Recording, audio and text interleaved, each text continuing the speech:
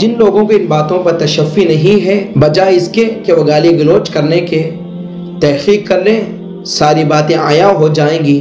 السلام علیکم ورحمۃ اللہ وبرکاتہ۔ ناظرین، استقبال ہے ہماری یوٹیوب چینل پر۔ اس سے پہلے میں نے 3 ویڈیوز یوٹیوب پر اپلوڈ کیے ہیں جس میں بات صاف کر دی گئی ہے کہ نظام الدین میں اختلاف کیوں ہوا، مشورہ کیا ہوا تھا، مولانا سعد صاحب نے کیا کیا اور کیوں کیا، بزرگوں نے آپ کو سمجھانے کی کتنی کوشش کی، اور آخرکار اکابر مرکز چھوڑنے پر کیوں مجبور ہوئے۔ اب اس ویڈیو میں مزید یہ بتانا مقصود ہے کہ حضرت مولانا ابراہیم دیولہ صاحب کی موجودگی میں مرکز نظام الدین کے اندر دل دہلا دینے والے واقعات کیسے پیش آئے۔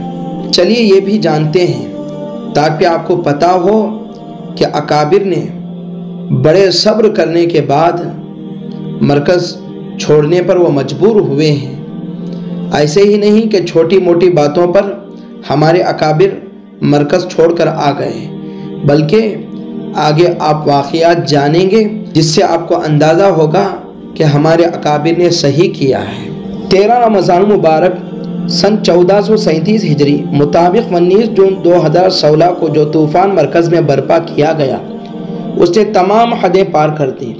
ہوا یہ کہ بستی حضرت نظام الدین کے 4 حضرات حضرت مولانا ظہیر الحسن صاحب کے دسترخوان پر کھانے میں شریک ہو گئے۔ کھانے سے فارغ ہوئے تو ان کے حجرے سے باہر 15-20 نام نہاد محافظوں نے ان چاروں کو گھیر لیا اور زبردستی مرکز کے تہہ خانے میں لے گئے۔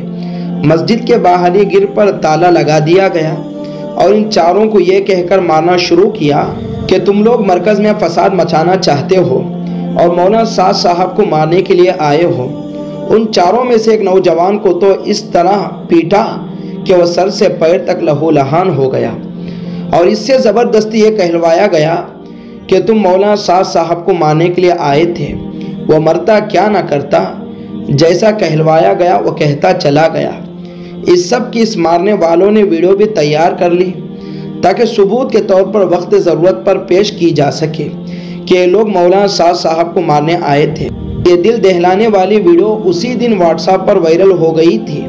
وہ تو خیر یہ ہوئی کہ کسی نے 100 نمبر پر پولیس کو فون کر دیا۔ قریب کے تھانے سے فوراً پولیس آ کر ان لوگوں کو نکال کر تھانے میں لے گئی، اور وہاں ان لوگوں نے اس حادثے کی تفصیلات کا فوراً ہی بیان دے دیا، اور پھر مظلومین کو پولیس نے ہاسپٹل بھیج دیا۔ وہاں ایک نوجوان جس کو زیادہ مارا تھا اس کی حالت خراب ہو گئی، جس کے انتقال ہونے کی خبر نظام الدین میں پھیل گئی، لیکن خیر ہوئی کہ اللہ نے اس نوجوان کو زندگی بخش دی۔ البتہ پوری بستی حضرت نظام الدین میں ایک دہشت کا ماحول بن گیا۔ اس کا نتیجہ یہ ہوا کہ مولانا احمد لاٹ صاحب اگلے ہی دن وہاں سے نکل کر گجرات تشریف لے آئے۔ اسی 13 رمضان مبارک کی رات میں مغرب عشاء کے درمیان 15-20 حضرات مولانا ظہیر الحسن صاحب کے کمرے کے برابر والے حال میں ہاتھوں میں ڈنڈے لیے مسلط ہو گئے اور ان کے دروازے پر ڈنڈے پیٹنے لگے۔ ان میں سے کچھ لوگ نئی عمارت کی پہلی منزل پر پہنچ گئے جہاں مولانا یعقوب صاحب رحمۃ اللہ علیہ اور مولانا ابراہیم دیولہ صاحب کے کمرے ہیں۔ اسی وحشتناک ماحول میں مولانا ظہیر الحسن صاحب اپنی قیام گاہ سے نکل کر تراویح میں قرآن شریف سنانے کے لیے مسجد قریش تک بھی نہیں جا سکے۔ ان کے گھر والوں نے ساری رات وحشت اور خوف میں گزاری۔ اسی رات کو سحری کے وقت ڈاکٹر ثناء اللہ صاحب کو، جو رمضان میں وہی مقیم تھے اور سحری کھانے مولانا ظہیر الحسن صاحب کے دسترخوان پر گئے تھے، ایک لحیم شحیم میواتی کی طرف سے دھمکی ملی۔ چنانچہ وہ بھی اسی دن صبح کو مولانا سعد صاحب کو اس دھمکی کی اطلاع تحریراً کر کے علی گڑھ چلے آئے تاکہ مزید کوئی فتنہ نہ کھڑا ہو۔ بس اب اکابر کا مرکز چھوڑنے کا سلسلہ شروع ہو گیا۔ حضرت مولانا ابراہیم دیولہ صاحب رمضان مبارک میں مدرسے کی چھٹی ہونے کی بنا پر اپنے وطن گجرات چلے جاتے تھے۔ ان کو بھی بعض اکابر نے مرکز کے ان احوال کی اطلاع دی اور وہاں نہ جانے کی رائے دی، لیکن مولانا نے فرمایا کہ نہیں، میں جا کر پھر مولوی سعد کو سمجھاؤں گا۔ چنانچہ وہ 6 شوال کو مرکز تشریف لے آئے۔ خدا کا کرنا ایسا ہوا کہ ان کی موجودگی میں 3 ہی دن کے بعد 4 میواتی نظام الدین آئے اور وہ مولانا ظہیر الحسن صاحب کے حجرے میں صبح 10:30 بجے کے قریب چلے گئے۔ دراصل وہ ان کے کمرے میں اس لیے گئے تھے تاکہ مولانا ظہیر الحسن صاحب کے چھوٹے بھائی مولانا خبیب الحسن صاحب کے ساتھ ان چاروں نے رمضان مبارک سے پہلے چلہ لگایا۔ انہوں نے سوچا کہ ان سے ملاقات کرتے چلیں، لیکن جیسے ہی یہ چاروں حجرے سے باہر نکلے ان کو بھی 10-15 لوگوں کی ایک ٹولی نے پکڑا اور پوچھا کہ تم ان کے کمرے میں کیوں گئے، کیا فتنہ پھیلانے آئے ہو؟ وہ چاروں گھبرا گئے۔ ان میں سے 2 تو فوراً تعلیم کے حلقے میں جا کر بیٹھ گئے اور 2 کو اسلام نہاد محافظین مولانا سعد صاحب کی جماعت نے پکڑ پھر تہ خانے میں لے جا کر مارنا شروع کیا۔